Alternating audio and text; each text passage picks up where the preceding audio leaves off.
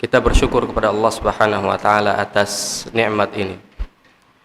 Kemudian salawat serta salam tak lupa kita curahkan kepada baginda Nabi kita Muhammad sallallahu alaihi wasallam, kepada para keluarganya, sahabat-sahabatnya, serta orang-orang yang selalu senantiasa mengikuti jalan beliau hingga akhir zaman. Para hadirin yang dimuliakan oleh Allah Subhanahu wa taala, di pertemuan yang lalu kita membahas tentang hadis yang ke-10 dari hadis Arba'in An-Nawawiyah, kumpulan hadis-hadis pilihan yang dikumpulkan oleh Al-Imam An-Nawawi. Yang hadis-hadis ini merupakan poros dari agama kita, dan banyak sekali hukum-hukum dari agama kita ini yang bersumber dari hadis-hadis ini. Maka sudah sepatutnya kita sebagai seorang muslim untuk mempelajari hadis-hadis ini. Di pertemuan yang lalu kita sudah sampai ke pembahasan masalah tentang doa. Tapi sebelum kita lanjutkan, ana ingin salah satu santri untuk membacakan hadis yang ke-10.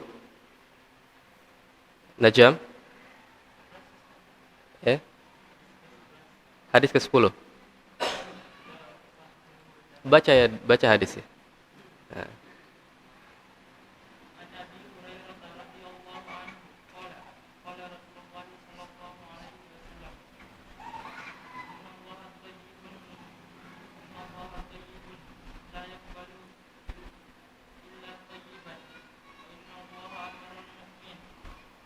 Amarul mu'minin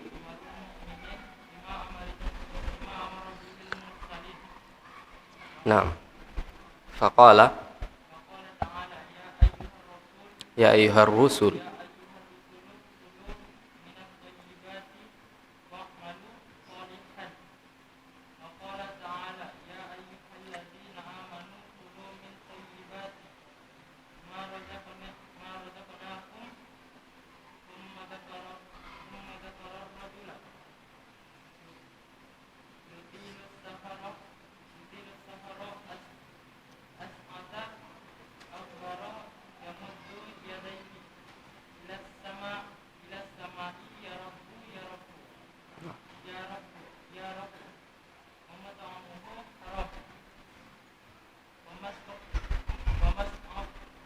wa mashrabuhu haram.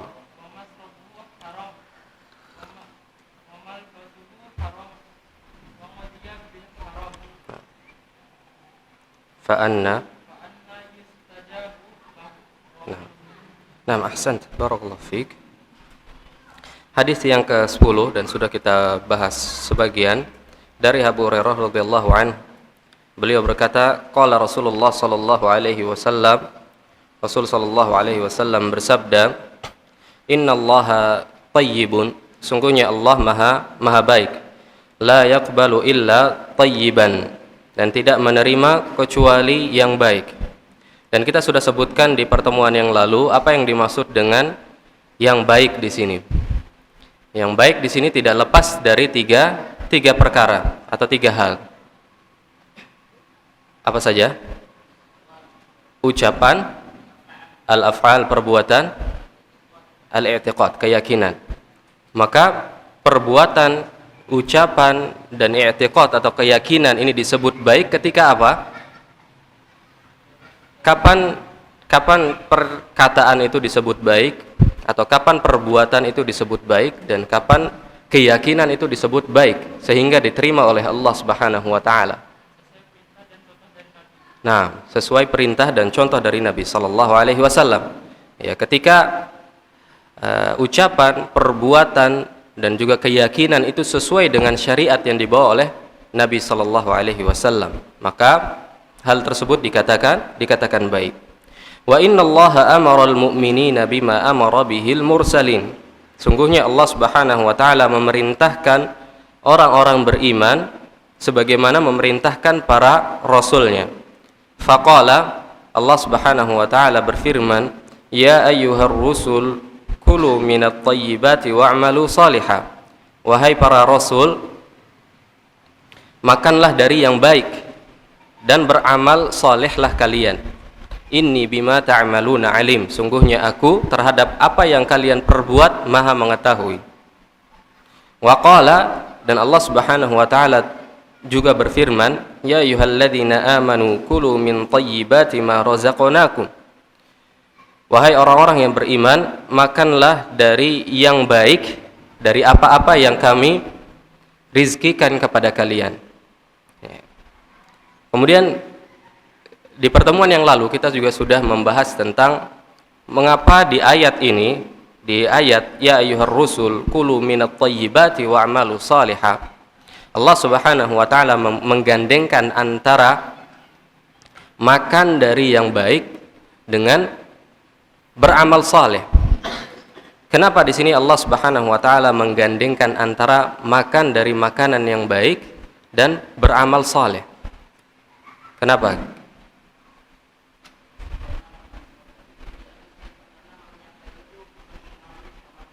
Nah, karena ada pengaruhnya dari apa yang kita konsumsi, apa yang kita makan, itu ada pengaruhnya terhadap apa yang kita lakukan, amal-amal saleh kita.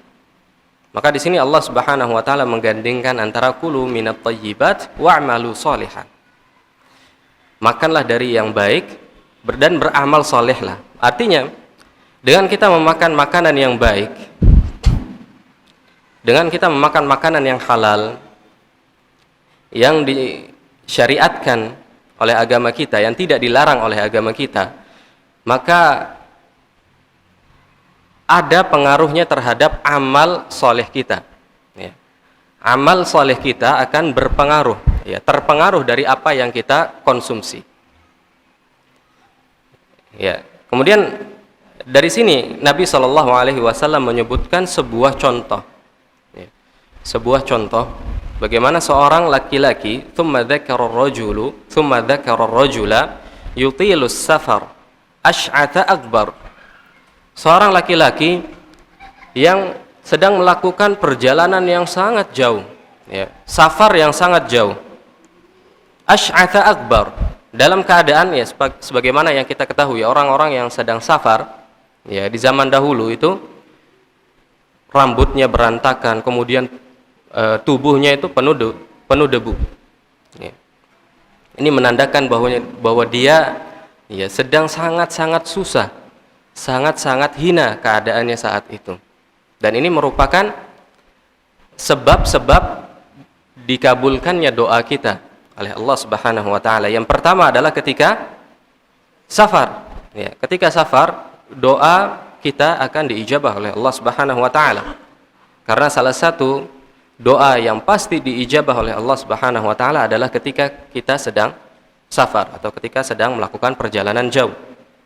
Orang ini tengah melakukan perjalanan jauh, ya, berada di sebuah safar yang panjang, maka dia memenuhi kategori yang pertama, ya. Dia sedang melakukan perjalanan jauh, artinya doanya pasti akan dikabulkan oleh Allah Subhanahu wa taala. Kemudian keadaan yang kedua, ash'atha akbar, rambutnya berantakan, penuh dengan debu, ya, tubuhnya berdebu, hina.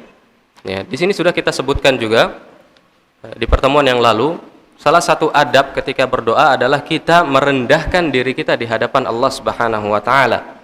Ya. Ini agar tidak ada kesombongan yang kita sombongkan di hadapan Allah Subhanahu wa taala. Maka ketika kita merendahkan diri kita, membuat diri kita ini sehina mungkin di hadapan Allah Subhanahu wa taala, maka Allah Subhanahu wa taala lebih dekat dengan kita, lebih mengijabah doa-doa kita. Sebagaimana yang dilakukan oleh para salaf dahulu. Kemudian yamuddu yadaihi ila sama. Ya. Menengadahkan tangannya ke langit. Ya. Di pertemuan yang lalu kita juga sudah membahas tentang salah satu adab ketika berdoa, yaitu mengangkat tangan. Ada 3 jenis mengangkat tangan ketika berdoa. Ada yang bisa sebutkan? Fandi. Betul. Seperti yang dilakukan oleh khatib yang pertama. Ya, bagaimana caranya? Bagaimana caranya? Bagaimana caranya? Khatib. Khatib. Ketika khutbah Jumat, bagaimana caranya berdoa?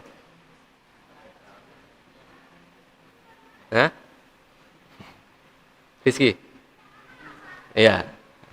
Iya, dengan mengisyaratkan telunjuk. Ya, ini hukumnya sunnah. Hukumnya sunnah. Kemudian yang kedua, sifat yang kedua atau cara yang kedua adalah dengan mengangkat tangan. Lanjutkan, Fandi. Yang kedua apa? Setinggi-tingginya. Ini dilakukan kapan? Kapan, Fandi? Ya, ketika istisqa, meminta hujan.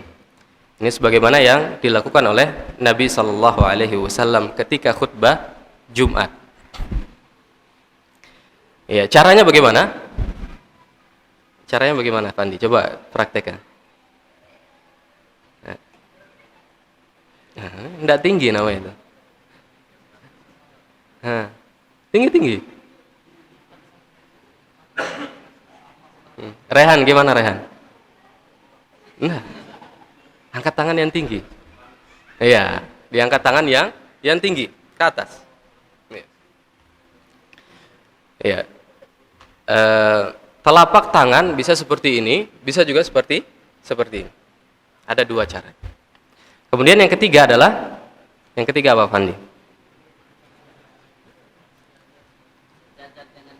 Ya, sejajar dengan dada. Ini yang dilakukan di doa-doa secara umum ya. Ya, jadi salah satu adab ketika berdoa adalah mengangkat tangan.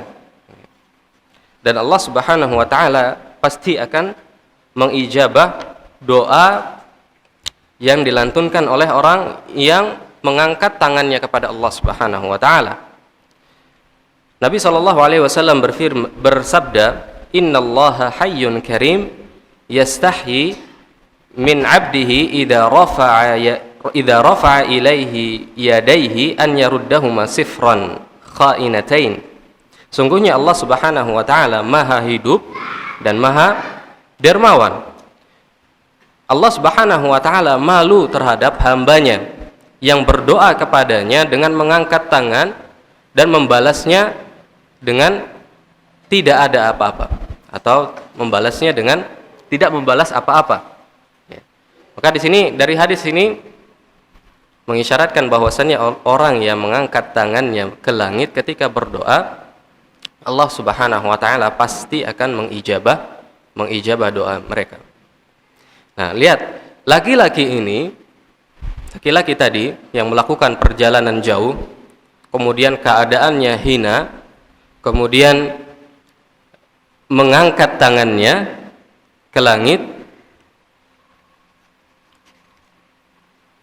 Ya, mengangkat tangannya ke langit ini merupakan sebab-sebab terkabulnya doa.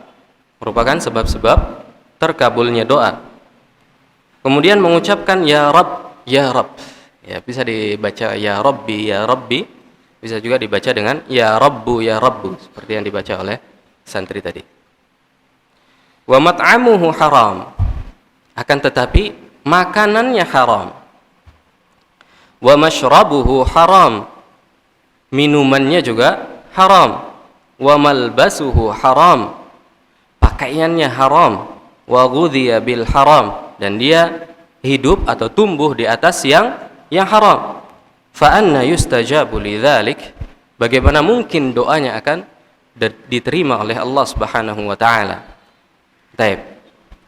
Dari sini hadis ini menunjukkan bahwasannya ada penghalang-penghalang dari doa kita diijabah oleh Allah Subhanahu wa taala.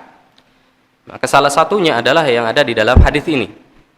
Ketika kita mengkonsumsi hal-hal yang haram, mengkonsumsi makanan-makanan yang haram, entah zatnya haram atau didapatkan dengan cara yang haram. Ya. Misalnya apa? Misalnya makanan yang halal tetapi didapatkan secara haram, tidak dibenarkan oleh syariat. Seperti riba misalnya. Seperti riba. Maka hati-hati orang-orang yang masih bekerja di pekerjaan-pekerjaan yang ribawi. Ini sangat berbahaya. Maka dia tidak hanya makan dari apa yang haram, tetapi memberikan nafkah kepada keluarganya dari yang haram. Maka seperti hadis ini, bagaimana mungkin doanya akan diterima oleh Allah Subhanahu wa ta'ala.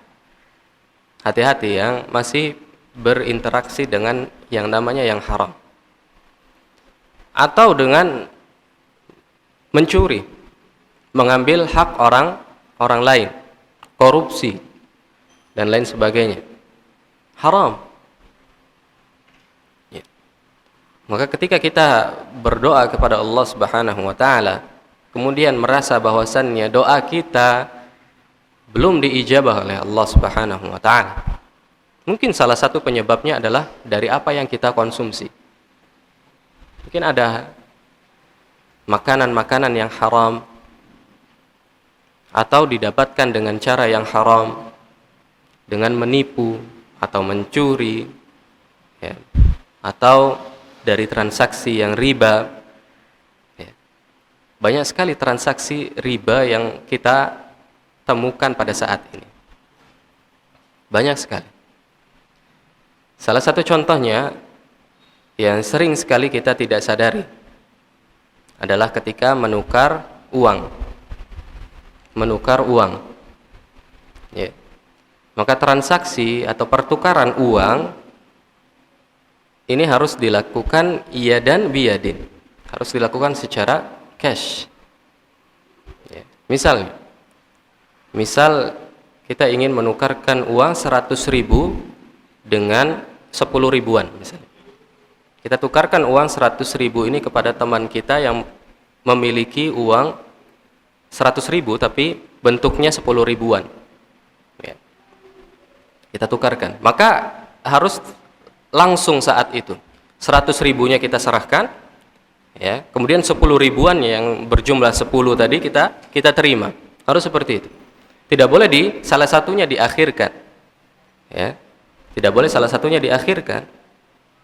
Jika ada salah satunya diakhirkan, maka ini masuk ke riba, ya. Ini masuk ke riba. Ini sering sekali kita jumpai dan mungkin kita masih sering bertransaksi seperti ini. Kita punya uang 100.000, ingin ditukarkan kepada teman kita, akan tetapi teman kita punyanya hanya 90.000. Punyanya hanya 90.000. Maka diberikan kepada kita 90.000, sisanya 10.000 belum diberikan. Ya, ini tidak boleh. Tidak boleh. Karena transaksi atau pertukaran uang, ya, itu harus yadan biyadin, harus secara langsung, secara cash. Atau nabung emas, ya. Nabung emas boleh nggak? Emas dibeli secara kredit. Ya, di sini ada khilaf para ulama. Seperti ulama-ulama dari MUI, Majelis Ulama Indonesia, mengatakan bahwasannya emas sudah tidak lagi menjadi barang riba, ya, barang riba. Maka jual beli emas boleh dilakukan secara kredit. Ini kata ulama Indonesia, ulama MUI. Dan tetapi ulama yang lain mengatakan tidak. Sampai kapanpun emas akan tetap menjadi barang riba. Sebagaimana yang disabdakan oleh Nabi sallallahu alaihi wasallam, "Adz-dzahabu bidz-dzahabi wal fiddatu bil fiddati." Sampai akhir hadits. Dan ini banyak kita temukan di masyarakat. Artinya apa? Transaksi riba ini sudah merajalela.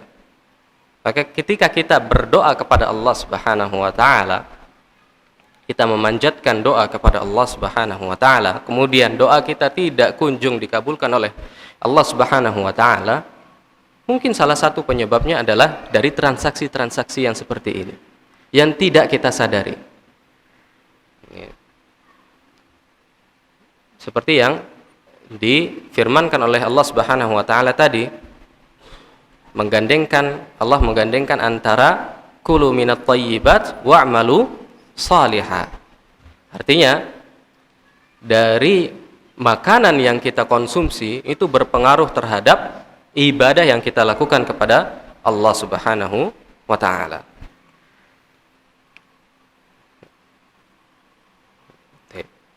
Dan ini sangat banyak, mungkin kita tidak sadar. Apalagi ketika di musim-musim lebaran, ya, kita pengen menukarkan uang. Ini sangat sering sekali terjadi. Atau tukeran beras misalnya. Tukeran beras. Salah satu berasnya tidak sama beratnya. Misal kita ingin tukarkan beras yang mungkin harganya 15.000 1 kilo. Kita tukarkan dengan beras teman kita yang harganya mungkin hanya 10.000 per kilo. Ya, kita tukarkan beras yang ini dengan berat 1 kilo ini, kita tukarkan dengan berasnya dia tadi 1,5 kilo misalnya. Ini masuk riba. Ya. Masuk riba. Sering kali kita tidak sadari. Maka hadis ini juga menunjukkan bahwasannya pentingnya kita untuk menuntut ilmu. Pentingnya kita belajar ilmu syar'i. Belajar agama. Belajar jual beli. Bagaimana sih jual beli yang sesuai dengan syariat? Bagaimana sih jual beli yang diajarkan oleh Nabi SAW yang tidak melanggar syariat? Ini harus kita pelajari. Kalau tidak, kita akan mudah sekali terjerumus kepada hal-hal yang tidak disyariatkan oleh Allah Subhanahu wa taala.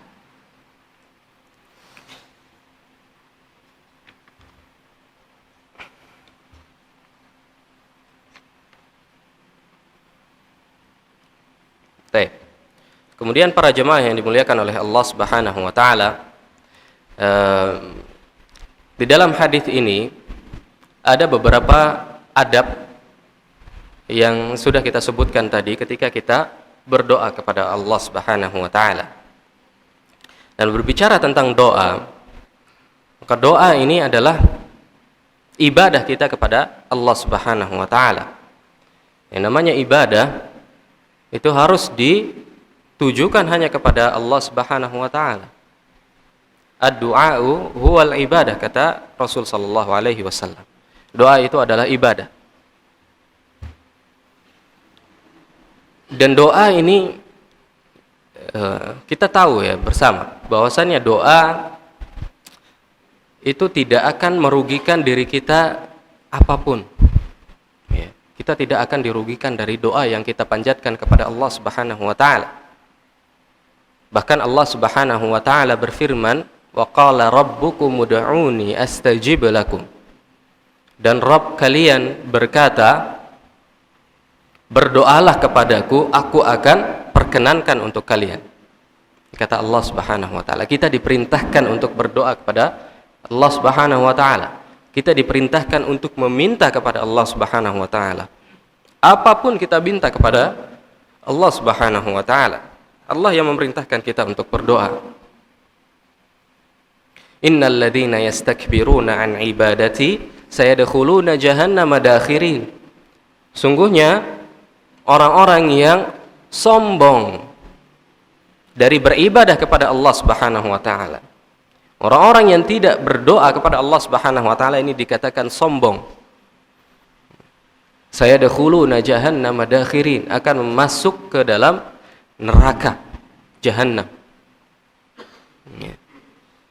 Allah Subhanahu wa taala memerintahkan kita untuk berdoa, maka perbanyaklah doa. Perbanyaklah doa kepada Allah Subhanahu wa taala. Apapun yang tengah kita hadapi, selapang apapun kehidupan kita, seenak apapun kehidupan kita, tetaplah berdoa kepada Allah Subhanahu wa taala. Apalagi ketika kita sedang tertimpa musibah, tertimpa kehimpitan, ya, belum dibukakannya pintu rezeki kepada kita, maka selalu berdoa kepada Allah Subhanahu wa taala. Allah Subhanahu wa taala berfirman, "Wa idza sa'alaka 'ibadi 'anni fa inni qarib." Dan jika hambaku bertanya kepadamu wahai Muhammad tentangku, maka katakanlah kepadanya, "Fa inni qarib." Sesungguhnya aku maha dekat. Ujibu da'watad da'i idza da'an. Sungguhnya aku mengijabah, mengabulkan doa hambaku jika dia mau berdoa kepadaku. Ini Allah Subhanahu wa taala yang berkata seperti ini. Jika kepada manusia kita meminta, berulang kali kita meminta, maka kita akan merasa malu kepadanya. Maka orang yang kita minta pun pasti akan merasa tidak enak dengan kita, ya, akan merasa apa sih orang ini minta-minta terus, ya. Kita lihat orang-orang di jalan misalnya yang minta-minta kepada kita, maka kita juga akan sedikit merasa kesal gitu, ya. Merasa tidak enak gitu. Tapi Allah Subhanahu wa taala memerintahkan kepada kita untuk berdoa kepadanya, meminta apapun dari Allah Subhanahu wa taala. Ujibu da'watad da'i idza da'an. Aku mengijabah, mengabulkan doa hambaku jika mereka mau berdoa kepadaku. Kita lanjutkan setelah azan.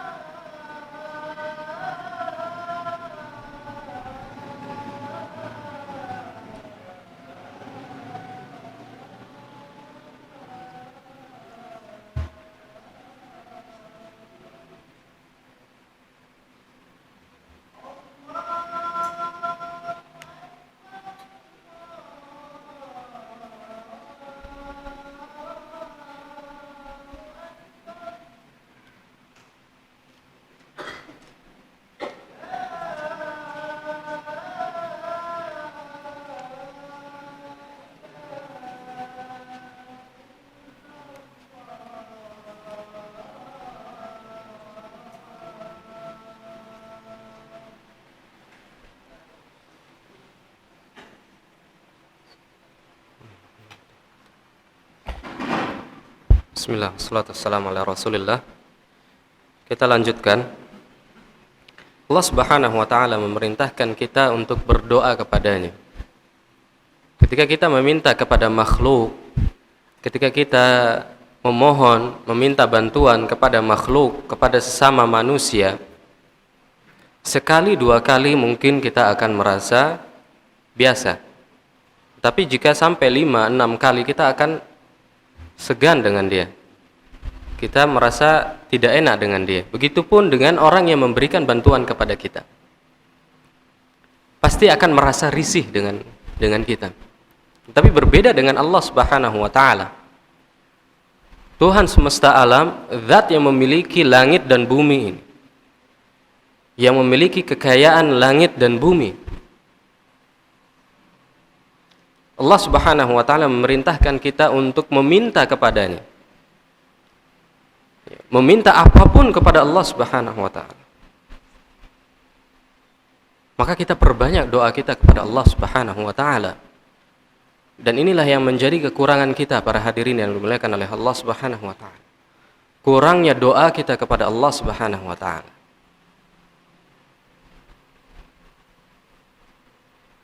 Jika kita masih kurang berdoa kepada Allah Subhanahu wa taala, ketauhidan kita ini masih atau perlu dipertanyakan.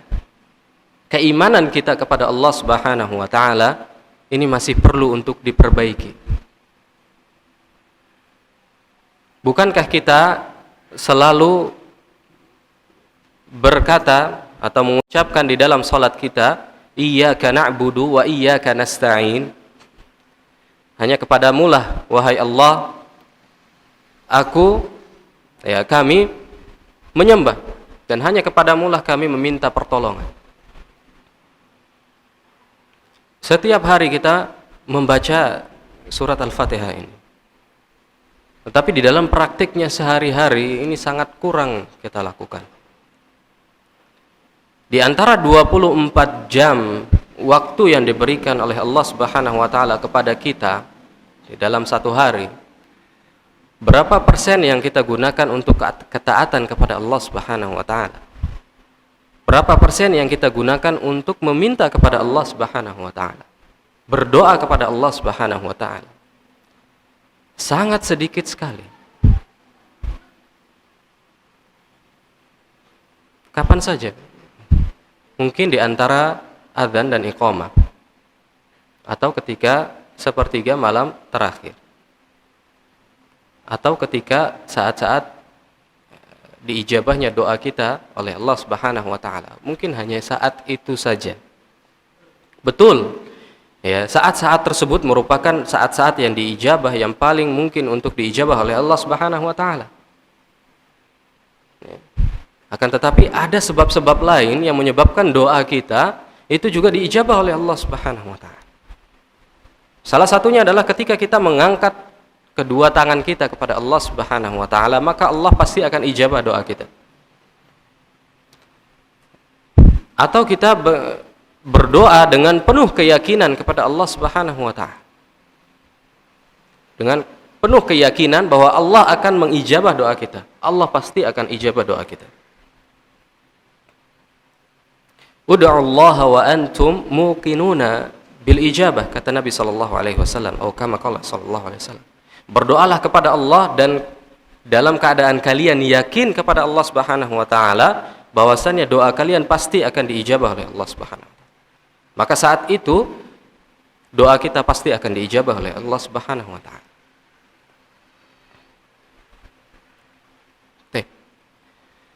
Mungkin ada yang berkata di antara kita, saya ini sudah berdoa berulang-ulang kali, tetapi tidak kunjung diijabah oleh Allah Subhanahu wa taala. Ya. Maka kata Nabi sallallahu alaihi wasallam, Allah Subhanahu wa taala akan senantiasa mengijabah doa kita selama kita tidak tergesa-gesa. Apa yang dimaksud dengan tergesa-gesa di sini? Ketika kita mengatakan aku sudah berdoa kepada Allah tetapi Allah tidak kunjung mengijabah doaku, ini termasuk tergesa-gesa dan ini merupakan penghalang dari terkabulnya doa kita. Ketahuilah para hadirin yang dimuliakan oleh Allah Subhanahu wa taala, dalam sebuah hadis yang diriwayatkan oleh Abu Sa'id Al-Khudri radhiyallahu an, Rasul sallallahu alaihi wasallam bersabda, "Ma min muslimin yad'u Allah bi da'watin laisa fiha ithmun wala qati'atu rahim." Tidaklah seorang hamba berdoa kepada Allah Subhanahu wa taala yang di dalam doa tersebut tidak ada dosa dan juga tidak terdapat di dalamnya pemutusan tali silaturahmi, illa a'tahu Allah ihda thalath atau kama qala sallallahu alaihi wasallam, kecuali Allah Subhanahu wa taala akan memberikannya salah satu dari 3 hal. Ya, bentuk ijabah Allah Subhanahu wa taala terhadap doa kita salah satu dari tiga hal. Yang pertama, imma an tu'ajjila lahu da'watahu. Allah akan ijabah sesuai dengan permintaan hambanya, sesuai dengan apa yang kita minta kepada Allah Subhanahu wa taala. Allah akan ijabah seperti apa yang kita minta. Kita minta kepada Allah mobil, Allah memberikan kita mobil. Kita minta kepada Allah rumah, Allah kasih rumah. Kita minta kepada Allah umrah atau haji, Allah kasih haji dan umrah dan lain sebagainya. Ini bentuk pengabulan Allah Subhanahu wa taala yang pertama. Wa imma an yaddakhiraha lahu fil akhirah. Bentuk yang kedua adalah Allah menyimpan doa-doa kita sebagai bentuk pahala kita, ladang pahala kita di akhirat kelak. Jadi tidak ada ruginya kita berdoa kepada Allah Subhanahu wa taala. Kalau tidak diijabah dengan sesuai dengan apa yang kita minta kepada Allah, maka Allah akan menyimpannya sebagai bentuk timbangan kita nanti di mizan, di timbangan kita nanti di hari kiamat. Wa imma an yasrifa anhu su mithlaha. Bentuk yang ketiga, Allah menjauhkan kita dari kejelekan-kejelekan yang semisal, yang sebanding dengan apa yang kita minta kepada Allah Subhanahu wa taala. Kita minta kepada Allah Subhanahu wa taala rumah misalnya. Rumah yang harganya 2 miliar.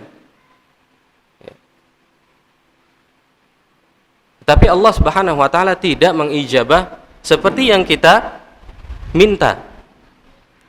Tetapi Allah Subhanahu wa taala menjauhkan kita dari segala bentuk penyakit, dari segala bentuk kejelekan, dari segala bentuk hasad orang lain, dari segala bentuk musibah dan lain sebagainya. Yang semisal dengan harga 2 miliar tersebut. Bisa saja. Maka tidak ada ruginya kita berdoa kepada Allah Subhanahu wa taala. Kata para sahabat melanjutkan, idzan nukthir, kata para sahabat. Ya. Maka dari itu kita perbanyak doa kepada Allah Subhanahu wa taala ya Rasulullah. Kata Rasul sallallahu alaihi wasallam, Allahu aktsar. Sungguhnya Allah memiliki yang lebih banyak dari apapun yang kalian minta. Allah Subhanahu wa taala Maha Kaya. Kemuliaan Allah Subhanahu wa taala tidak akan berkurang dari apa yang kita minta, dengan apa yang kita minta. Maka selalulah minta kepada Allah Subhanahu wa taala terhadap segala kebutuhan kita. Mintalah kepada Allah Subhanahu wa taala. Ya, ini menunjukkan keimanan kita kepada Allah Subhanahu wa taala. Semakin sering kita berdoa kepada Allah, maka ini menunjukkan keimanan kita semakin tinggi kepada Allah Subhanahu wa taala. Semakin kurang kita berdoa kepada Allah, berarti tauhid kita, keimanan kita masih kurang kepada Allah Subhanahu wa taala. Maka para hadirin yang dimuliakan oleh Allah Subhanahu wa taala, janganlah sampai kita di sisa-sisa hari-hari kita yang diberikan oleh Allah Subhanahu wa taala ini tidak kita manfaatkan dengan baik. Tidak kita manfaatkan dengan melakukan ketaatan kepada Allah. Tidak kita manfaatkan dengan berdoa kepada Allah Subhanahu wa taala. Ya. Sisa-sisa hidup kita ini kita gunakan untuk ketaatan kepada Allah Subhanahu wa taala. Berdoa tidaklah sulit. Hanya tinggal kita angkat tangan, kita minta kepada Allah Subhanahu wa taala. Kapanpun waktunya. Tentu dengan memperhatikan adab-adab ketika berdoa. Ya. Dan apa yang diajarkan oleh hadis ini, ya, yaitu dengan kita menjauhkan diri kita dari segala yang diharamkan oleh Allah Subhanahu wa taala. Maka dengan itu doa kita pasti akan diijabah atau lebih diijabah oleh Allah Subhanahu wa taala. Kemudian di akhir hadis Nabi sallallahu alaihi wasallam bersabda, "Fa anna yustajabu lidzalik," ketika menyebutkan keadaan orang tadi, yang banyak sifat yang berada di dalamnya, adab-adab atau sifat-sifat terkabulnya doa, akan tetapi makanannya haram, minumannya haram, kemudian pakaiannya haram, dan tumbuh dari hal yang haram. Allah Subhanahu wa taala tidak akan mengabulkan doanya. Baik. Katanya di sini, fa anna yustajabu lidzalik. Bagaimana mungkin doanya akan diterima? Ya. Maksudnya di sini adalah ajibun wa ba'idun an yustajabu lahu. Sangat sulit, sangat jauh sekali Allah Subhanahu wa taala akan mengijabah doa mereka, doa orang yang seperti ini, yang tumbuh dari hal yang haram. Wa qad yustajabu lahu li'aridin akhar. Akan tetapi bisa saja Allah Subhanahu wa taala mengabulkan doa orang ini karena sebab yang lain. Ka'an yusadifahu ittirar. Mungkin ketika dia sedang dalam keadaan yang sangat-sangat terhimpit, sangat-sangat susah, bisa saja Allah Subhanahu wa taala mengabulkan doanya. Wa syiddatu ilhah, atau dia berulang-ulang kali berdoa kepada Allah Subhanahu wa taala. Wa hajatun massah, atau di dalam dia memiliki kebutuhan yang sangat-sangat mendesak, bisa saja Allah mengabulkan doanya. Fahadhihi yu'ta ma'aha walau kana kafiran. Dan hal-hal yang seperti ini, itu Allah bisa saja mengabulkan doanya walaupun dia adalah seorang yang kafir. Ya, orang yang kafir bisa saja dikabulkan doanya oleh Allah Subhanahu wa taala karena sebab-sebab yang tadi. Ya. Allah Subhanahu wa taala berfirman, "Fa idza raqibu fil fulki da'u Allah mukhlishina lahuddin falamma najjahum ilal barri idza hum yusyrikun." Ini orang-orang musyrik. Ya, ketika mereka berlayar di lautan dengan perahu, kemudian mereka berdoa dengan penuh keikhlasan kepada Allah Subhanahu wa taala. Akan tetapi ketika mereka telah diijabah doa mereka oleh Allah Subhanahu wa taala, diselamatkan oleh Allah Subhanahu wa taala sampai ke daratan, idahum yusyrikun. Mereka kembali menyekutukan Allah Subhanahu wa taala. Ya. Jadi dari ayat ini orang-orang kafir pun diijabah doanya oleh Allah Subhanahu wa taala. Ini jika orang kafir diijabah doanya oleh Allah Subhanahu wa taala, atau orang yang makanannya haram, minumannya haram, ya tumbuh dari hal yang haram, itu bisa juga diijabah oleh Allah Subhanahu wa taala. Bagaimana antum yang muslim, yang mukmin, yang mungkin antum merasa sudah sangat jauh dari perbuatan-perbuatan yang haram. Bagaimana mungkin Allah Subhanahu wa taala akan atau tidak mengabulkan doa antum? Maka tetaplah yakin kepada Allah Subhanahu wa taala bahwa doa kita pasti akan diijabah oleh Allah Subhanahu wa taala. Tentunya dengan kita berusaha menjauhkan diri kita dari yang haram.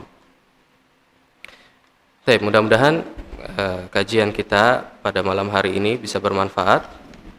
Kita akan lanjutkan di pertemuan berikutnya.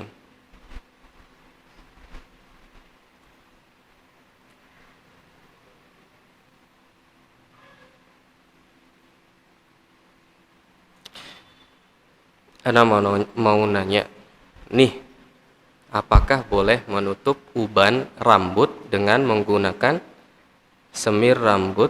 Apakah itu tidak dosa? Ya, kalau semirnya tidak berwarna hitam, maka boleh. Antum mau pakai warna ungu atau warna kuning, warna abu-abu, atau warna coklat, warna merah, boleh. Selama tidak hitam. Tapi jangan santri. Santri nggak boleh. Ya. Tetap santri tidak boleh semir rambut. Aturan pondok. Pertanyaan santri mungkin ini. Ya?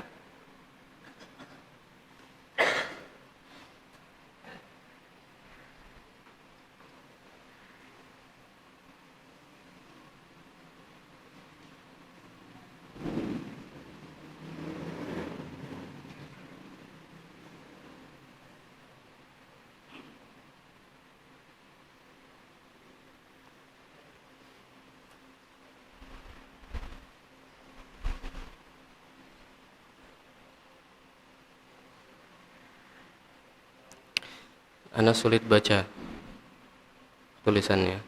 Mohon pencerahannya. Berdoalah padaku, niscaya Allah mengabulkannya. Dan orang-orang yang enggan berdoa akan masuk neraka. Dalilnya yang dipakai oleh ahlul bid'ah, yaitu mewajibkan doa bersama setelah sholat. Dan kita tahu seorang imam sholat itu selalu berhubungan dengan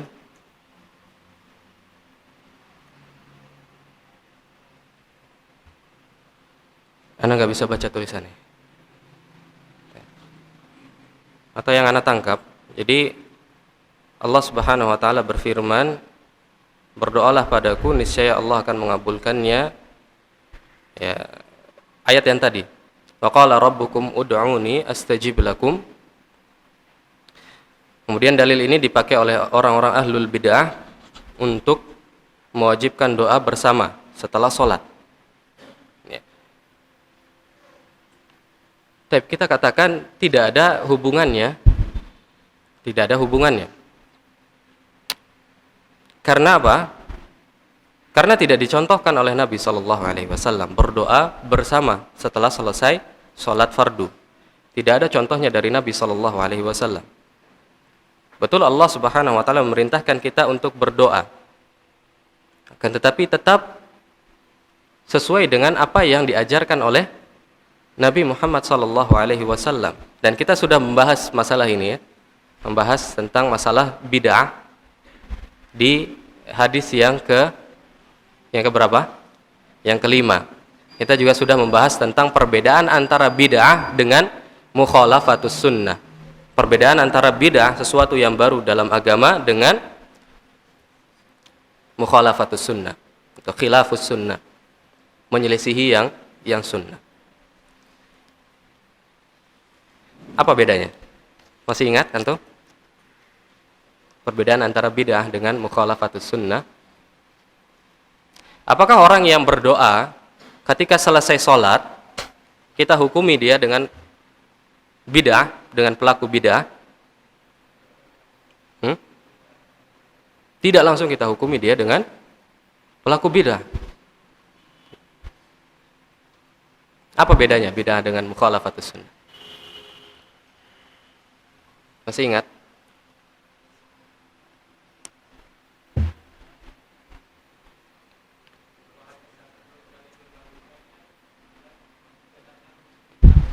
Ya, sunnah.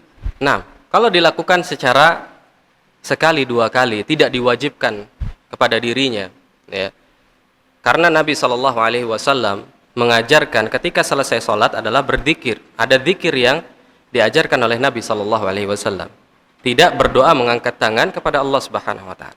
Akan tetapi, jika orang ini memiliki hajah, memiliki kebutuhan yang ingin diminta kepada Allah Subhanahu wa taala pada saat itu, maka dibolehkan dia untuk berdoa. Ini dikatakan mukhalafatus sunnah, menyelisihi sunnah. Tidak dikatakan bid'ah. Akan tetapi jika dia mewajibkan selesai sholat fardu berdoa secara berjamaah, ini namanya bid'ah, tidak pernah diajarkan oleh Nabi sallallahu alaihi wasallam. Itu perbedaan antara bid'ah dengan mukhalafatus sunnah.